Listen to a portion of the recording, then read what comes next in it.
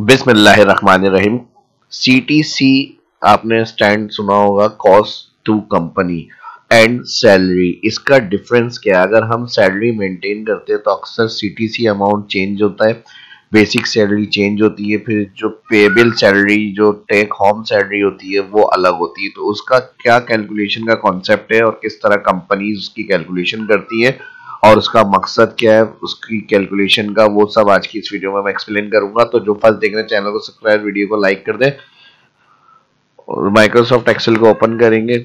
यहाँ पर मैंने कुछ डाटा बनाया हुआ है, देखिए तकरीबन सैलरी से मिलता हुआ ही ये हमारा सीटीसी कैलकुलेशन का अकाउंट होता है। अब सीटीसी कैलकुलेशन होती है cost to company. Cost to company से मुराद जैसे किसी भी एम्प्लॉइज को हायर किया जाता है तो उसको अगर पेबिल सैलरी मिल रही है 50,000 मिसाल के तौर पे, अब 50,000 के जो बेसिक्स है उसके अंदर उसके अलाउंसेस वगैरह ऐड हो जाते हैं, उसका ओवर टाइम ऐड हो जाता है, अलाउंस, ये इनका डायरेक्ट, ये कह सकते हैं कि उनके डायरेक्ट जो फंड्स होते हैं, बेनिफिट्स, वो कंपनी पे करती है, जो ग्रॉस सैलरी भी कहलाती है। लेकिन अगर हम इनडायरेक्ट बेनिफिट्स की बात करते हैं तो जो उनकी रिटायरमेंट होती है या फिर उनकी ईयर बेस सैलरी के हिसाब से उनको पे किया जाता है, तो एक अकाउंट के अंदर उनकी वो पेमेंट ऐड हो रही होती है जो डायरेक्ट सैलरी में पे नहीं होती। तो वो जो अमाउंट कैलकुलेट किया जाता है उसको बेसिक के साथ मिलाकर जो रिकॉर्ड में ऐड हो रहा होता है वो आपका सीटीसी कहलाता है। तो कॉस्ट टू कंपनी उसको नाम दिया जाता है। अब जैसे मिसाल के तौर पे यहाँ मैं अभी कैलकुलेशन समझाऊंगा आपको, इसके अलाउंसेस वगैरह कैलकुलेट किए एम्प्लॉइज के, कोई भी एम्प्लॉइज की सैलरी डिटेल है, ये मैंने वन एम्प्लॉइज के हिसाब से रख के समझा रहा हूँ। तो वो जो रिकॉर्ड में आपका ऐड हो रहा होता है हर एम्प्लॉइज का indirect benefit, retirement contribution, PF वगैरह, प्रोविडेंट फंड, तो वो इंश्योरेंस वगैरह का अमाउंट, वो सारा आपका बेसिक के साथ मिलाकर कॉस्ट टू कंपनी होती है। ठीक है जी, ताकि जो एक एम्प्लॉय हायर हो रहा है उसके ऊपर ओवरऑल क्या एक्सपेंस हमारा होगा कंपनी का, तो वो एक तरह का ये कह लें कि बजट होता है, वो उस हिसाब से उसका मेंटेन होता है। तो ये किस तरह से होता है? जैसे बेसिक्स पे आपको हायर किया गया है कि भाई 5,20,000 आपकी सैलरी है, उसमें फिर उसके अलाउंसेस कैलकुलेट होंगे, अभी इतने इतने परसेंट उनको अलाउंस मिल रहा है। तो इक्वल के बाद हम क्या करेंगे, यहाँ पे सैलरी को सिलेक्ट करेंगे, F4 करेंगे, मल्टीप्लाई कर देंगे परसेंट वैल्यू से।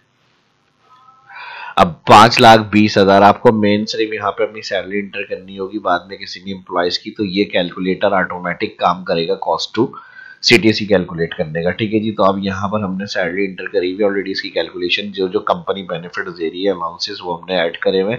सिर्फ आपको इक्वल के बाद सैलरी वाला सेल क्लिक करना है, F4 में इसलिए कर रहा हूँ, ड्रैग होगा तो ये सेल एब्सोल्यूट रहेगा, मल्टीप्लाई इतने परसेंट, तो इसका सैलरी का 13% अमाउंट आ जाएगा इनका ड्रेनेंस अलाउंस।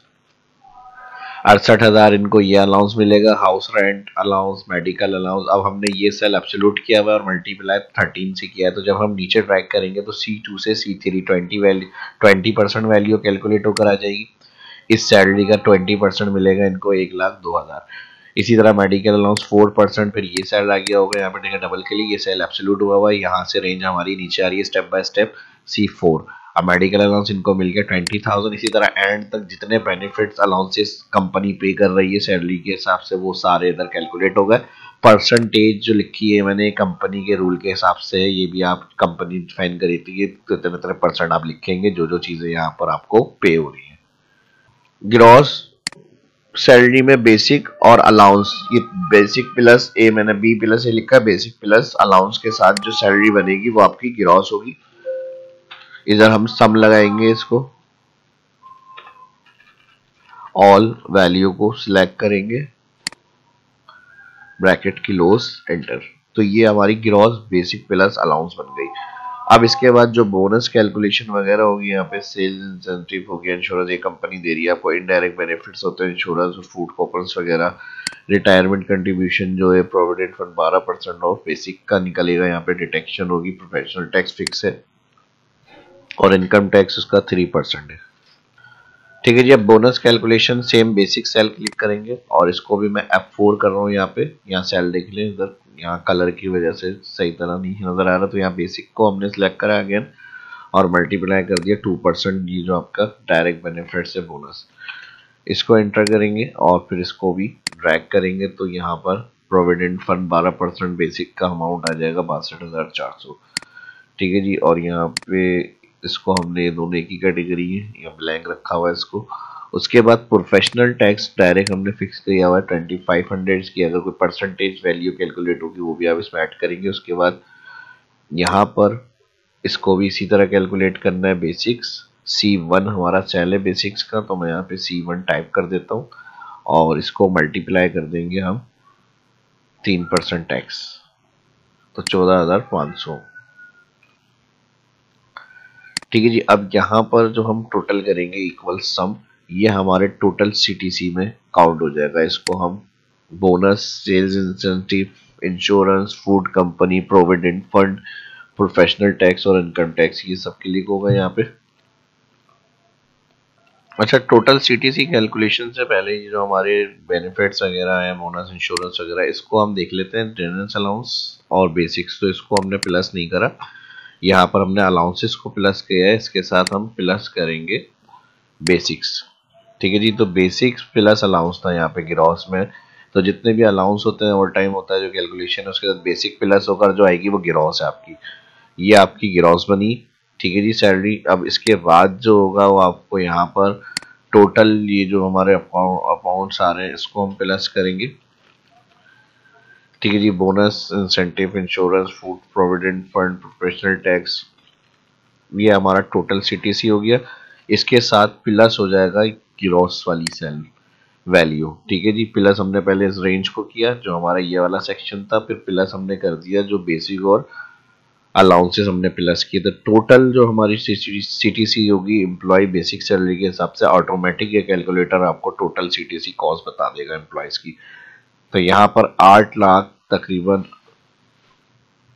8,08,1400 जो है एम्प्लॉयज की टोटल कॉस्ट टू कंपनी आ रही है। तो इसी तरह अगर आप बेसिक्स को चेंज कर लेते हैं यहाँ से, अब ये ऑटोमेटिक सारी कैलकुलेशन फिक्स हुई हुई है कंपनी की वैल्यू के हिसाब से, परसेंटेजेस के हिसाब से। एक दफ़ा ये कैलकुलेशन आपने अप्लाई करी, इसके बाद आप जो भी सैलरी यहाँ पर एंटर करेंगे कि भाई किसी एम्प्लॉयज़ को अगर हम हायर कर रहे हैं, कंपनी ये चेक करती है 1 लाख के हिसाब से, और अभी इसके ऊपर ये फंड एप्लीकेबल हैं, तो फिर उस हिसाब से सिर्फ आप सैलरी इंटर करेंगे। 1 लाख आपने इंटर करी तो उसके ये देखें rent allowance, house rent, medical allowance. अब वो डेट के ऊपर हो सकता है कि भाई इस डेट से ये सब स्टार्ट होंगे, अभी हायरिंग डेट है, अभी ट्रेनिंग पीरियड है, फिर उसके बाद से उनकी वो कैलकुलेशन स्टार्ट होंगी, तो फिर जब से स्टार्ट होंगी वो इस तरह से ऑटोमेटिक कैलकुलेशन होगी।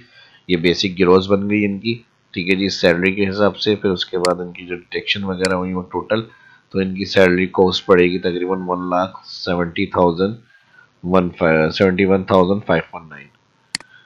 तो बस आपको ये एक दफ़ा रेडी करनी है, उसके बाद जिस एम्प्लॉय की जो डिटेल है वो सिर्फ आप यहाँ पर उसकी सैलरी इंटर करेंगे, उस हिसाब से फिक्स होकर हर चीज़ आपके सामने आ जाएगी। ग्रॉस कितनी जा रही है सैलरी उसके पास, ठीक है जी, जो कंपनी बेनिफिट्स मिल रहे हैं वो उस हिसाब से।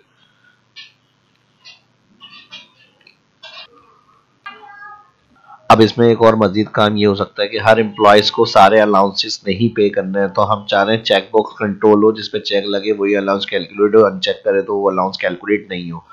डेवलपर मेन्यू में राइट क्लिक करें, कहीं भी मेन्यू पे कस्टमाइज में जाए, कस्टमाइज में डेवलपर पे चेक लगा देंगे यहाँ पर, तो इसका मेन्यू ये ऑन हो जाएगा आपका।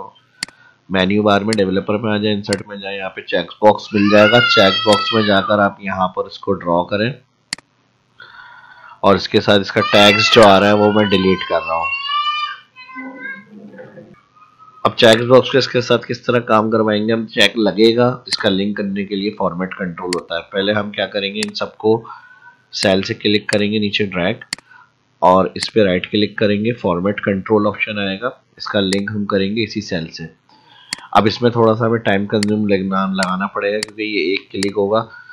अब इसके बाद इसको भी इसी तरह से लिंक करना है ट्रू, और फिर ये यहाँ पे हर सेल के साथ जो बना हुआ है वो हमें राइट क्लिक करना है और सिलेक्ट करना है फॉर्मेट।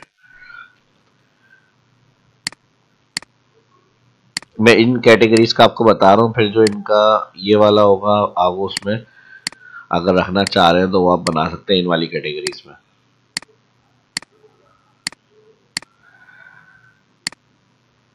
ठीक है जी, ओके। अब देखें ये चेक बॉक्स जब लगेगा तो ये कैलकुलेशन हो, नहीं तो माइनस या जीरो बना हुआ आ जाए। तो इस फॉर्मूले को हम एडिट करेंगे, फॉर्मूले को हम कहेंगे इक्वल इफ, इस सेल को चेक करो पहले, अगर ये बराबर ट्रू है यानी चेक लगा हुआ होगा तो ट्रू देगा, चेक नहीं लगा हुआ होगा तो फॉल्स। तो हमने कहा अगर ये बराबर ट्रू कंडीशन है, कॉमा, तो यहाँ वैल्यू ऑफ ट्रू ये वाली कंडीशन चलाएं, नहीं तो वैल्यू ऑफ फॉल्स में माइनस का साइन बना हुआ आ जाए, माइनस का साइन बराबर होता है 0।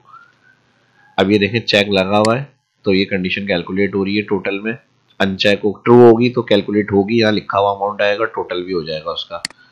और अगर अनचेक होगा तो यहाँ फॉल्स लिखा हुआ आएगा, टोटल में यहाँ कैलकुलेशन नहीं होगी, माइनस बना हुआ आ जाएगा। हो गया। अब इसी को हम ऑल पे अप्लाई करेंगे। अब ये सबके साथ यही होगा, जब चेक लगा हुआ होगा तो सारे कैलकुलेट होंगे। कंपनी आपसे कह रही है ये फंड इनको नहीं देना, इनकी कैलकुलेशन में शामिल नहीं है, ये वाली चीज़ें इधर भी आप अप्लाई कर सकते हैं, तो आप उनका चेक हटा दें, तो उनकी जो सैलरी हुई ग्रोथ वो आप कैलकुलेट करके दे सकते हैं उनको। तो सारे चेकबॉक्स कंट्रोल है। अब ये ट्रू फॉल्स जो आ रहा है इस तरह अच्छा नहीं लग रहा, तो इसको हमें हाइड करना है। हाइड करने के लिए ट्रिक बताने जा रहा हूँ मैं, फिर कर रहा हूँ वीडियो आपको।